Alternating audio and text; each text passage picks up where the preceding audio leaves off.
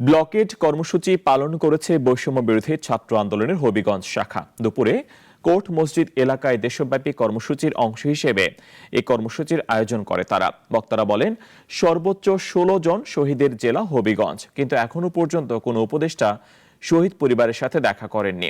সারা দেশে প্রশাসনে এখনো আওয়ামী লীগের দোসররা খাপটি মেরে বসে আছে। আবারও বৃহত্তম আন্দোলন গড়ে তোলার হুঁশিয়ারি দেওয়া হয়। জুলাই অভ্যুত্থানে দোষীদের বিচারের দাবিতে বিক্ষোভ মিছিল করেন তারা। এ সময় সড়কের দুই পাশে তীব্র যানজটের সৃষ্টি হয়।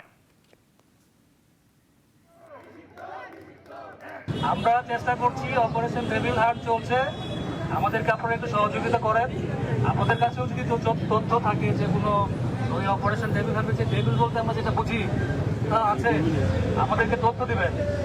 আমরা সর্বোচ্চ চেষ্টা করবো তাদেরকে গ্রেপ্তার করার জন্য। কোটি মানুষের আস্থার ভালোবাসায় 11 বারের মতো দেশের 1 নম্বর রেফ্রিজারেটর ব্র্যান্ড ওয়ালটন।